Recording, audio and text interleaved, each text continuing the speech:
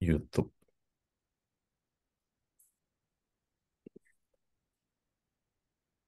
Ya, tema kita pada malam hari ini adalah menaklukkan ego. Ini merupakan topik yang menarik. Kenapa? Karena setiap manusia itu punya ego. Dan kita akan berangkat dari topik-topik teologis yang ada di dalam surat Filipi, ya, salah satu surat yang ditulis oleh Rasul Paulus, dan itu ditulis dari penjara. Filipi itu dikenal dengan surat sukacita, tetapi juga dikenal dengan surat penjara, karena Paulus menulis pada saat ia mengalami kehidupan yang justru sangat susah.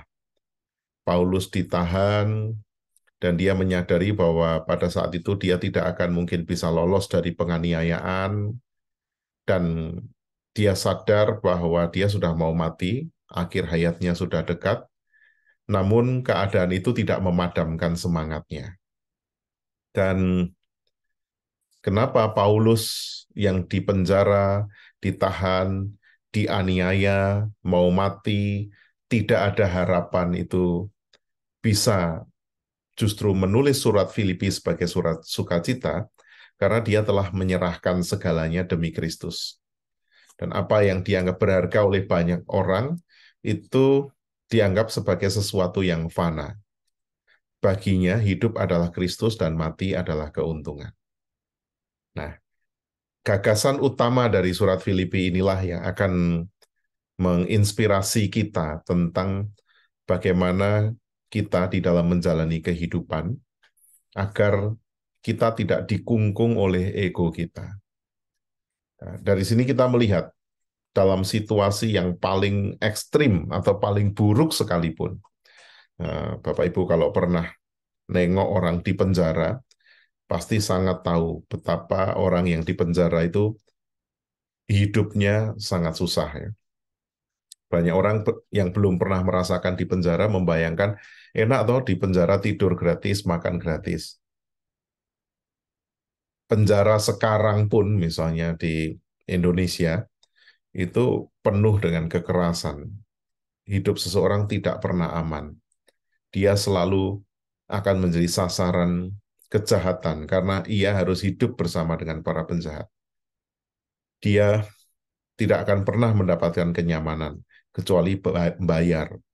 Dan sekali dia bayar, dia akan terus diperas supaya apa? Agak longgar apa kehidupannya, tapi dia harus mengeluarkan uang yang jauh lebih besar daripada ketika dia hidup di alam bebas. Jadi orang yang di penjara itu jangan dipikir enak tidur gratis, makan gratis, karena dalam kenyataannya kehidupan penjara itu sangat keras. Nah, Paulus di penjara itu sekitar tahun 40 sampai 50-an. Pada saat itu penjara Roma adalah penjara yang sangat ganas. Ya. Sehingga apa yang dialami oleh narapidana misalnya di Indonesia pada zaman sekarang itu tidak dapat dibandingkan dengan kesusahan hidup yang harus dialami oleh Paulus pada zaman itu. Tapi yang menarik, dia bisa menulis surat kepada jemaat di Filipi dan menasehati agar mereka itu hidup di dalam sukacita, hidup di dalam kebaikan, hidup di dalam kerukunan dan persekutuan, dan bahkan juga hidup dalam damai sejahtera, serta mengajarkan jemaat untuk memikirkan hal-hal yang positif. Ya, saya mengajak Bapak Ibu membayangkan, ya, di satu sisi Paulus berada dalam situasi yang sangat berat dan sangat ekstrim penderitaannya, tapi di sisi lain, dia tidak menunjukkan sama sekali tanda-tanda bahwa dia adalah seorang yang frustasi, menderita, dan bahkan putus asa. Nah, surat Filipi ini sangat berharga bagi kita untuk kita beroleh kekuatan dari Tuhan sebagaimana Paulus itu mendapat kekuatan tersebut. Nah, di dalam surat Filipi kita akan melihat topik-topik yang menonjol, ya, yang semuanya topik yang positif, ya, di sini, ya. Paulus bicara tentang persahabatan, ya. Dia karena dia menyebut saudara-saudaraku yang terkasih, friendship gitu ya. Lalu bicara tentang hidup yang bersyukur, hidup yang segala sesuatu itu harus dipanjatkan di dalam doa dan ucapan syukur, yang puas, hidup di dalam damai sejahtera, mengisi hari-hari dengan kegembiraan, dan dimensi rohani dari pertumbuhan ya. Ya, itu lalu juga uh, hidup dalam ketekunan, tekun menderita, dan keyakinan bahwa akan ada kepastian jawaban doa. Kita lihat ya, biasanya kalau orang di penjara itu kan nulis bisa satir ya. Misalnya tulisannya Pram ketika dia dibuang ke Pulau Buru gitu ya. Kisah-kisahnya itu kan kisah-kisah yang kalau Bapak Ibu membaca tulisan-tulisannya Pramudia Anantatur itu kisah-kisah yang penuh kritik, tajam gitu ya. Ada dimensi pilunya walaupun itu sangat bermakna. Atau surat-surat tokoh-tokoh penting yang sedang dalam pembuangan itu biasanya berisi ada unsur atau ada sisi amarahnya, tapi Paulus ini enggak, saudara. Surat Paulus kepada Filipi justru menjadi surat yang bisa dikatakan sangat positif, bijak. Nah, bagaimana Paulus itu bisa mengalami itu? Ya. Dan kata kuncinya sesungguhnya Paulus mendasarkan pengalaman imannya itu dengan dia mendialogkan bahwa segala hal buruk yang dia alami itu menjadi baik karena dia meletakkan egonya di bawah kasih karunia Allah. Ego itu apa toh? Ego itu adalah kesadaran seseorang akan citra diri atau harga dirinya. Maka kita menyebut orang yang menganggap dirinya penting itu sebagai orang egois, ya terlalu penting itu sebagai orang yang egois. Orang egois biasanya cirinya selalu mau menang sendiri, selalu ingin diutamakan, ingin dimengerti. Jadi lebih pada aspek-aspek yang sifatnya pasif ya, dilayani, dimengerti, diutamakan, diberi ruang, ditoleransi. Yang di itu ya dikasihi itu satu paket dengan egoisme. Ego itu penting ya dalam kadar yang tepat ego diperlukan karena apa? Ini kan soal citra diri ya. Kalau orang tidak punya ego, ya mereka tidak punya gambar diri yang punya hasrat untuk maju, yang mencintai diri atau menghargai diri gitu. Jadi kehidupan manusia itu butuh ego. Namun ego itu harus dikendalikan, diri itu harus dikendalikan. Sebab jika seseorang mempunyai ego yang besar atau kediriannya itu besar, kata ego sebetulnya kan artinya aku ya, keakuannya besar, maka dia bisa menganggap dirinya sangat penting dan sangat berharga.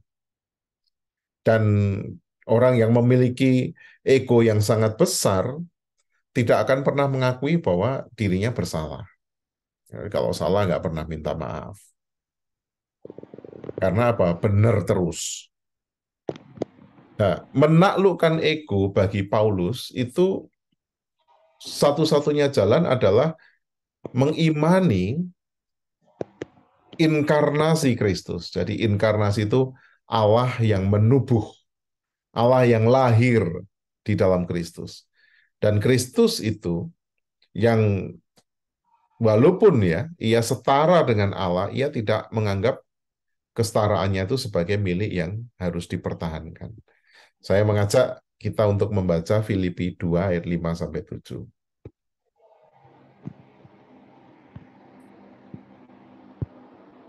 Saya akan membacakan untuk Bapak Ibu dan Saudara. Filipi 2 ayat 5 sampai dengan yang ke-7. Hendaklah kamu dalam hidupmu bersama menaruh pikiran dan perasaan yang terdapat juga dalam Kristus Yesus, yang walaupun dalam rupa Allah, tidak menganggap kesetaraan dengan Allah itu sebagai milik yang harus dipertahankan, melainkan telah mengosongkan dirinya sendiri dan mengambil rupa seorang hamba dan menjadi sama dengan manusia. Ya, kerendahan hati, ya, yang ditempuh lewat jalan pengosongan diri, kenosis. Orang yang sudah penuh, tetapi kemudian dia mengosongkan dirinya. Ibarat bejana itu sudah penuh dengan air, agar air di dalam kehidupannya itu bisa diganti dengan air kehidupan surgawi, ia harus terlebih dahulu mengosongkan air di dalam bejana kehidupannya itu. Dan itu sebetulnya adalah ego. Jadi orang ketika bicara tentang menaklukkan ego, maka dia belajar untuk merendahkan hati dan mengosongkan diri. Merendahkan hati berarti apa? Merendahkan keinginan. Kalau tadinya kita tuh inginnya yang tinggi-tinggi, ya kita rendahkan. Oh, saya ingin punya rumah sendiri misalnya. Ya keduren kalau sekarang. Ya sudah, kontrak juga enggak apa-apa. Itu namanya direndahkan. Oh, saya tuh ingin orang menghormati saya. Itu keduren. Ya sudah, yang penting kehadiran saya disadari oleh orang lain. Itu namanya merendahkan. Nah, ada aspek yang lain adalah mengosongkan. Mengosongkan bicara tentang melepas sebetulnya. Karena kalau orang mengosongkan berarti kan harus dituang kan. Dia melepas. Manusia yang tidak bisa melepas, dia tuh justru tidak akan bisa bertumbuh. Misalnya kita dari masa anak-anak, kita punya kebiasaan yang kekanak-kanaan. Ya, kalau keinginannya gak dituruti, gulung-gulung gitu, ya, tantrum gitu. Lalu kemudian setelah menjadi remaja, kalau dia tidak melepas kekanak-kanaannya, ya dia akan menjadi remaja dengan karakter kanak-kanak. Karena kalau keinginannya nggak dituruti, mutungan gitu. Itu karena apa? Dia tidak bisa melepas. Ketika dia sudah jadi tua, ya, senior, dia tidak melepas sisi kekanak-kanakannya. Kalau punya mau anaknya tidak bisa memenuhi, bisa bawa kasurnya pergi ke tempat lain. Itu kegagalan manusia untuk melepas. Kadang-kadang kita bahkan juga harus melepas, rela untuk melepas apa yang kita pandang itu sangat berharga. Nah, setiap orang beda-beda ya, melihat apa yang berharga di dalam kehidupannya. Ada yang melihat fisiknya berharga, sehingga ia akan melakukan segala sesuatu untuk menjaga supaya fisiknya itu tetap bugar ya. Itu positif ya. Tapi kalau orang itu tidak bisa sadar bahwa yang namanya tubuh itu semakin lama pasti semakin melemah, dia tidak akan bisa berdamai dengan keadaan. Kan nggak ada manusia makin tambah umur makin kuat tuh kan nggak ada. Nah, dia berarti harus apa? Harus bisa melepas, menghadapi kenyataan tentang tubuh yang merosot. Orang yang sukses, misalnya. Sukses itu kan bukan sesuatu yang menetap. Orang pasti berjuang dulu, lalu menggapai kecukupan. Setelah cukup dia mengembangkan sayap, sukses. Lah manusia pengennya apa? Kalau sudah sukses, makin sukses lagi. Atau minimal ya suksesnya tetap samalah. Tapi tidak ada kesuksesan yang menetap itu. Nggak ada. Pasti di titik tertentu, di titik kulminasi akan menurun. Orang yang bisa melepas, menerima kenyataan bahwa kesuksesannya itu menurun, dan kemudian menurunkan standar hidupnya, hidup di dalam keprihatinan, itulah yang disebut orang rendah hati. Rendah hati itu bukan rendah diri ya, kalau rendah diri kan berpikir buruk tentang dirinya sendiri. Nah, dalam hubungan dengan manusia, saudara, kemampuan untuk rendah hati atau merendahkan diri atau mengosongkan diri itu akan mempengaruhi kita dalam berelasi dengan orang lain. Kita akan bisa mendahulukan kepentingan orang lain di atas kepentingan kita sendiri kalau apa? Kita mau melepas hak kita. Di Amerika ya, di Boston, saya mengamati eh, budaya antri itu betul-betul dihormati. Orang kalau nyerobot antri itu bisa ditegur. Dan kalau antri satu dengan yang lain itu nggak boleh mepet-mepet lah. Di Indonesia kan orang antri dusel-duselan gitu ya. Karena orang Amerika itu kan sangat menghargai privasi, termasuk menghargai space. Jadi kalau kita antri, kita itu nggak boleh terlalu mepet dengan orang itu. Minimal jaraknya sekitar 1 meter. Kalau orang Indonesia lihat ada lubang 1 meter kan dicemplungi. Artinya orang Amerika dalam pengamatan saya sangat menjunjung tinggi dan sangat disiplin tentang antri. Tapi begitu mereka itu melihat orang tua, orang hamil, atau orang kelompok difabel, ya kita menyebutnya orang disabilitas, punya kelemahan, secara kasar biasanya orang keliru menyebut mereka sebagai orang cacat, orang difabel itu pasti akan didahulukan. Itu. Lalu mobil misalnya, orang naik mobil, begitu ada orang nyebrang, baik itu mobil atau bus, kalau di Indonesia itu kan truk, bus itu kan ugal-ugalan ya, pada umumnya ya, tidak semua, tapi pada umumnya kan ojo sampai motong bus ya, iso dilibas. Tapi kalau di sana, saudara, kalau ada orang mau nyebrang, mobil sport, bus yang gede-gede, truk yang gede-gede itu pasti berhenti, mendahulukan pejalan kaki. Nah, peradaban seperti itu, kebudayaan atau apa ya, norma yang dihidupi seperti itu disemangati oleh apa sih? Disemangati oleh kerendahan hati. Orang mau melepas. Kerendahan hati itu mengacu pada mendahulukan orang lain dan secara sadar mencari apa yang terbaik untuk orang lain daripada apa yang terbaik untuk diri sendiri. Dan ini berkaitan erat dengan apa yang Paulus katakan dengan kasih, ya, dan berkaitan erat dengan apa orang itu bisa rendah hati kalau dia memiliki pikiran Kristus. Kalau dalam bahasa Yunaninya adalah phronein and kurio, berpikiran seperti Kristus. Jadi phronein and kurio. Phronein itu sepikiran atau berpikiran, and itu di dalam, kurio itu Tuhan ya, kurios. Nah, kehidupan ini akan menjadi kehidupan yang indah kalau orang itu saling mendahulukan. Nah, gitu ya. Tapi justru akan seperti neraka kalau orang saling mendahului. Beda ya, tipis ya. Kalau hidup kita itu saling mendahulukan, kita pasti bahagia, happy. Kenapa? Yang didahulukan merasa dihargai, dicintai, ya kan? Yang mendahulukan juga merasa senang kan? Kalau bisa mendahulukan orang lain tuh ada perasaan berharga. Tapi kalau saling mendahului, yang mendahului juga stres karena semangatnya kompetisi, was, apalagi mendahului untuk saling menyakiti. Sebelum aku disakiti, tak sakiti dulu.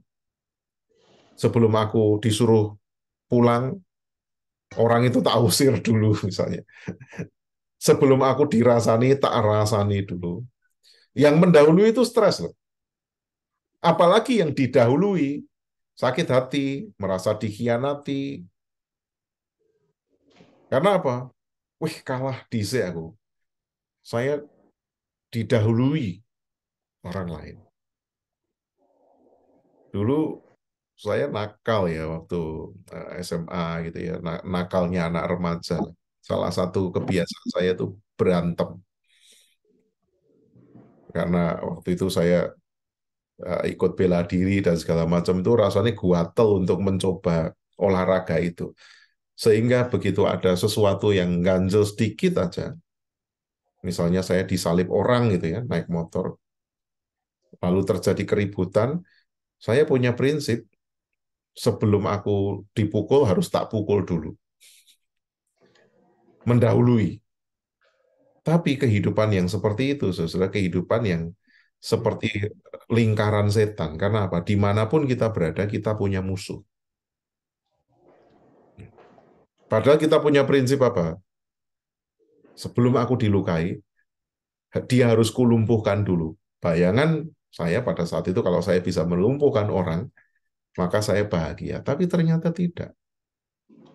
Dimanapun saya berada, saya pasti ketemu dengan orang yang memusuhi. Suatu saat apa pergi gitu ya, berenang bersama dengan teman, ada anak-anak yang menghina, apa ngejek, membuli dengan omongan. Saya pikiran saya ini sebelum aku dilukai harus kulukai dulu dan akhirnya saya dikeroyok. Nah, kehidupan seperti itu tuh kehidupan yang hanya akan membuat kita sebahagia apapun, sebaik apapun hidup kita pasti menderita kok. Maka menjadi Kristen itu sesungguhnya adalah meneladani kerendahan hati Kristus. Memiliki pikiran Kristus yang kalau dalam bahasanya Paulus, walaupun ia serupa dengan Allah, ia tidak mempertahankan itu, tetapi ia menjadi sama dengan manusia, menjadi seorang hamba, menurunkan derajatnya. Supaya apa? Supaya manusia itu diselamatkan. Dan justru dengan itu Yesus Kristus itu dimuliakan. Maka ini prinsip kehidupan, prinsip ilahi, tetapi juga sekaligus prinsip realita hidup. Kalau kita itu mendahulukan orang lain, maka kita pasti bisa mendahulukan Tuhan. Kalau kita mendahulukan Tuhan, hidup kita itu pasti akan dimuliakan. Ya. Latihannya mendahulukan orang lain.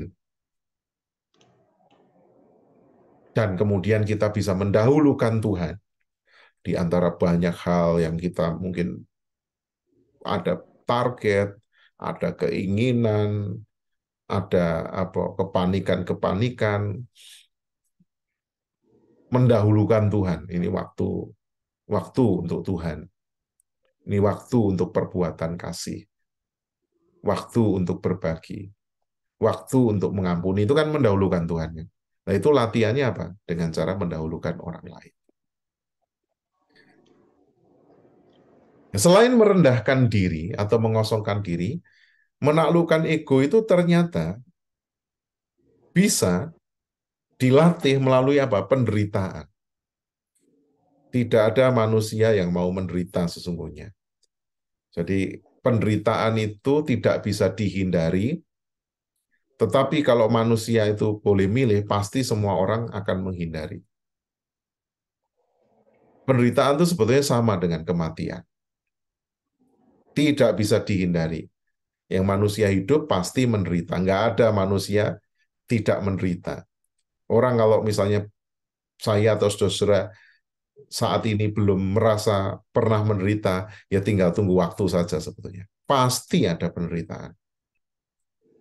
Walaupun kita sudah ikut jalan Tuhan pun seperti Paulus itu kan ya gitu ya. Dia bertobat, mengabarkan Injil, mengikut jalan Tuhan. Hidupnya adalah hidup di dalam Kristus, tapi ya dia tetap menderita. Maka penderitaan itu tidak bisa dihindari.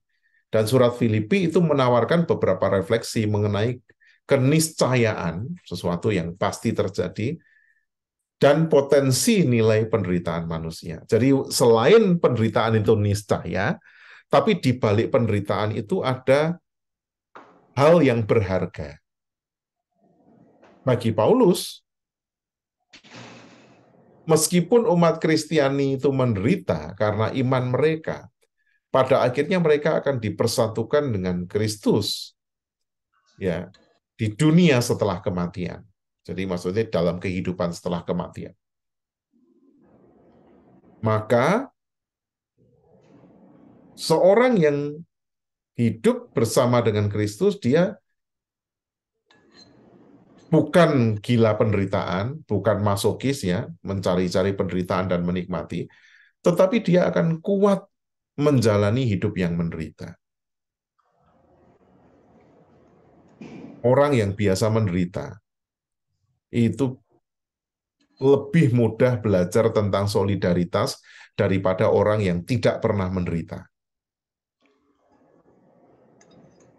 Oh, dulu saya pernah jadi buruh, jadi pegawai, pernah kelaparan, kesulitan makan. Kalau ketemu orang lain yang kesusahan, dia lebih mudah tersentuh hatinya daripada orang yang tidak pernah menderita sama sekali. Oh, saya ngerti rasanya kehilangan orang yang dikasihi, maka begitu sesamanya kehilangan yang dikasihi, dan sesamanya itu rewel gitu ya, karena habis kesusahan, dia karena sudah mengalami penderitaan itu, egonya terhadap sesama yang rewel terhadap dia itu bisa ditaklukkan. Karena apa? Dia sudah tahu artinya penderitaan. Sudah merasakan bagaimana pahitnya misalnya dimusuhi atau difitnah atau dikosipkan atau dikhianati orang yang terdekat.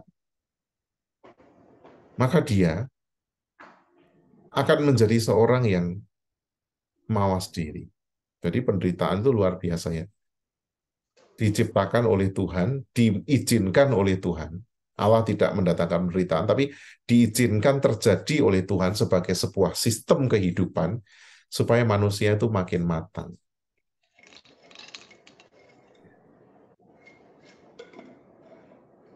Dan makin manusia itu matang di dalam penderitaan, dia akan menjadi orang yang mampu menekan egonya. Nah, sekarang mari kita berdiskusi. Saya mengajukan 3 pertanyaan pemantik ya. Pertama, apakah mungkin manusia itu bahagia jika masih dikuasai egonya? Itu pertama. Jadi kalau masih dikuasai ego itu, apakah bisa bahagia? Kenapa kalau bisa dan kenapa kalau enggak? Lalu yang kedua, mana tindakan, ya ini typo ya, harusnya K-nya 1. Mana tindakan menaklukkan ego yang paling sulit untuk saudara? Melepas hak, seharusnya kita berhak apapun itu ya, baik secara material maupun mental, tapi kita demi kebaikan bersama kita melepas hak, atau mengalah meski kita merasa benar, atau hasrat ingin hidup enak. Mungkin bisa diceritakan pengalaman saudara, mana yang paling sulit itu. Dan yang terakhir, mengapa Paulus dapat bersuka cita meskipun ia sangat menderita dan hidup terpenjara. Nah, itu pemantik diskusi. Mari silakan siapa yang mau menanggapi atau memberikan sharing atau bahkan memberikan pertanyaan. Silakan. Pertanyaan pertama ya, apakah mungkin manusia bahagia jika masih dikuasai ego?